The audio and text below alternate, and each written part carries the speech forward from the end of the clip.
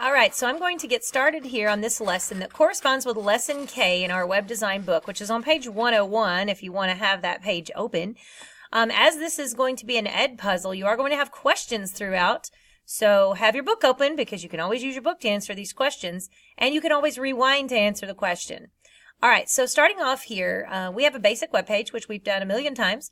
You should see we've got headings. We've got a nice little heading 2 at the top, a heading 3 here and here, 3 paragraphs, and a image that is centered inside of a paragraph tag. And then our standard opening tags that we need. Now, instead of having a style section on this one, we're going to use the new thing, an external style sheet. And I've already created that, but all you would have to do is click on New, set your language to CSS because it's a CSS page, and then Save As, and it will be a CSS file. Now, I've already done that, and I've done one other step here, which is I've added a comment. So a comment starts with /* and it ends with */. And a comment is just instructions. For that matter, say I had my body set to be a certain font, but I wanted to see what it looked like in a different font. I could have it on there twice and comment out one of the lines, which means it would completely ignore that line if it had this at the end and this at the beginning. So I always advise putting your name in here because otherwise everybody's CSS pages look pretty much the same. And then you can start adding in your styles. So let's say that we were just going to use a background, and I've got an image over here that we're going to use. I'll put these over here on the side for a second. So I'm going to use this chocolate background over here. And we would style this the way we always have. Hopefully you would know this without me telling you. We would be styling the body. And we're going to style background dash image colon. And then, so yeah, URL, open and close parentheses, and inside it, the name of your image over here.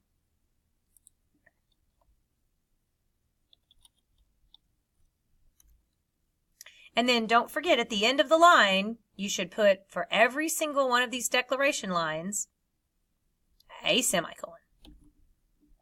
Now, if we were to save this and refresh this page, nothing would happen because right now, this is not connected to this. So we have to add a line of code in here. So that line of code is a link tag, and it's an empty tag. So it's going to end with a slash.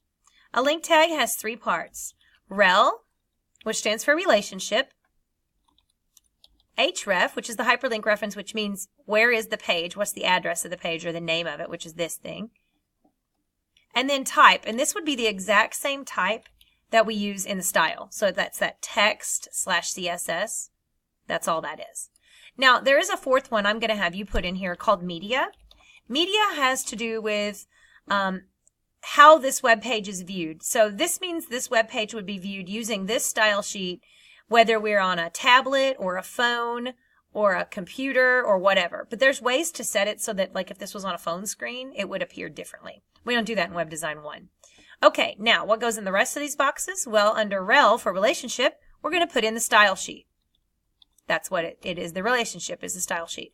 And for the href, we put in the exact name, however it's typed, up here. So this is div 5 style t.css. Now, if we've typed everything in correctly and we hit save and we refresh, these will be connected together. Now, I'm going to hit refresh, but this isn't going to work, and I want you to tell me why.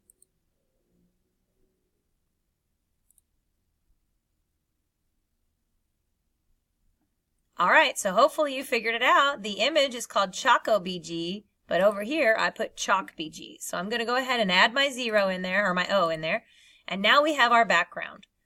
And probably many of you have already thought, that's just not going to work. What should we do to the whole page to make this look a little better? So yeah, we should put the whole page inside a div. And of course we need to give the div a name. And those on the CSS page are represented by a hashtag. So I'm going to call this box because that's what I tend to want to call them. And then we have to use the box somewhere on the page.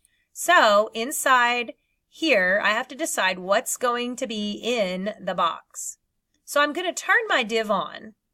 And where we turn our divs on is usually going to be right up here after we open the body. So div ID equals and the name of the div, which is box. The closing div is going to happen right before we turn off the entire body. Now once we hit save and we refresh, this looks absolutely no different. And that's because we have not styled this div to do anything. So probably the first thing that we would do is to give it a background color.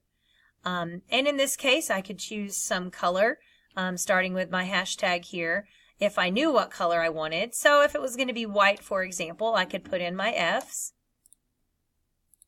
And now I have this div box with a color on it. However, right now, it stretches all the way across. So next I should put in my width and give it a percentage. 80% will work fine. And then I want to center this div on the page. So how do we center a div on the page? So to center the div, we use the margin command. And to automatically set the left and right margin, we just set it to auto. AUTO, we hit refresh, and when we refresh over here, it is centered now on the left and the right hand side. So that is how to center a div. Remember, text align would not center the div. Text align, so watch this. I'm going to comment out the margin line. So I'm going to put that little slash on there, and notice that it makes everything green. So it's still in there, but it's not going to work, okay? So if I put text align center in here now, and I hit this OK and refresh, it took off the margin 0, and then notice text align center centered all my words. That's not what I want it to do. So I'm going to delete that line, and then I'm going to delete my comments out of here, and then that's going to put it back to the way it was before. And so now I have uncommented out my margin auto. So that's kind of cool. You can test stuff out, and if you're not sure about it, you can just comment it out periodically, like so. Okay, so some more reviewing, because really this is about all we have to do here as far as newness goes and understanding this. So for review, we're going to go ahead and continue to work on styling this page. And of course, this is how I'm going to quiz you to see if you know what's going on. So right here we have this heading, chocolates are awesome. And if I'm wanting to center this chocolates are awesome and make it so that the letters are small capital letters, then I'm going to come in here and figure out what number this is. This is an H2. So I'm going to come into my style page, style sheet, and I'm going to style my H2s. And so we'll say text align center. And then if I want to add small capital letters, what property am I going to use here? So the property is going to be font variant. Make sure you spell it right. It ends in ant like the animals. Font variant. Small caps is small and then dash caps. There's never going to be something with a space bar in here. All right, so we've got that in there. And if I save this page and refresh this page, there we go. We've got the small capital letters, and it is indeed centered just like we wanted it to be. Okay, so let's go ahead and look again. Let's say that we want this one, this line, and this line to have matching setup, and we want them to be centered and in a color. So I'm going to kind of show you this nice little, it's called ColorZilla. I have a ColorZilla Chrome extension on my computer. So I'm going to click on here and pick a color from the page. And I need to click this here to now enable access to URLs, apparently. Okay, so I'm going to refresh now. So when I click on here, I should be able to use my color picker. And I'm just going to point to a color. So there we go. See, and it tells you the code, 61250B. And it said it copied it to the clipboard even. So I need to go ahead and style this. Now to style these, I'm going to look back here to see what level these headings are. And they are heading 3s. Okay, and so I'm going to go ahead and put in the H3. And I suggest always putting these in order. So like put the H3s below the H2s. And if there was an H1, put it above. So if we wanted to text align this one, obviously we'd text align again. To set the color of the font, we would use color. Remember, there's not such a thing as font color. And then I'm going to paste Control V to paste that code that I had in there before. And then if I refresh, sure enough, now we've got that brown chocolate color in there as well. All right, let's assume that I want to tab my paragraphs here.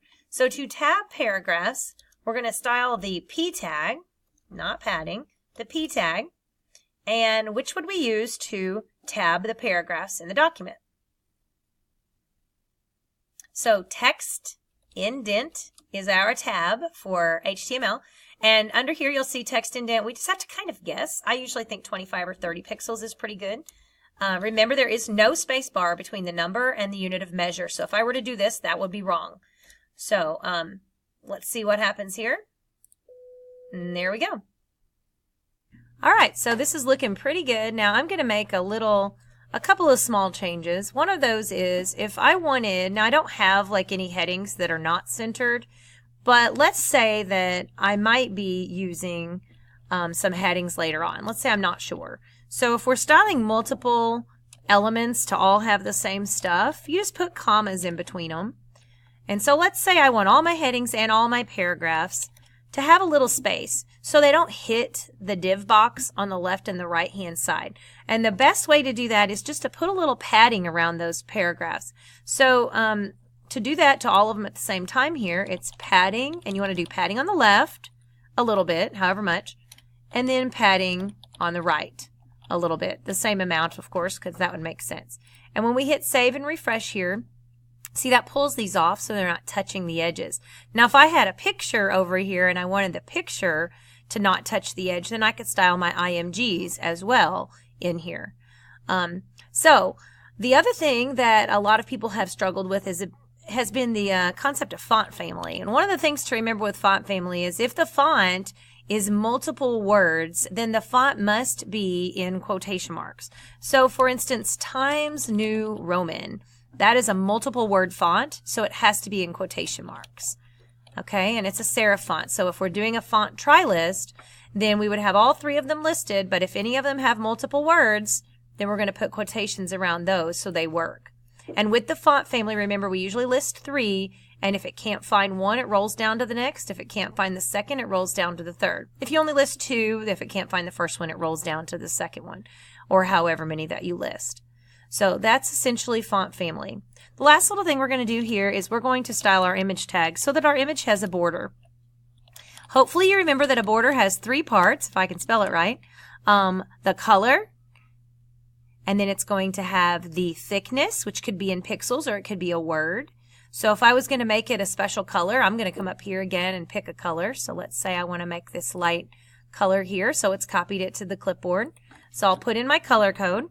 Now, we don't put commas here because these are actually representing, this is actually shorthand. It's representing a couple of things. It's representing border color, and it's representing border style, and it's representing the border width. And so I'm going to put in a width of, let's say, 10 pixels, which is going to be pretty big, and then solid. That's typically what we have to do. That's the border style. And you can see this. We could have put this in, like, see, there's border style, or we could have put in border width, or border height, or whichever. So this is a shorthand version, and that's why we put space bars between.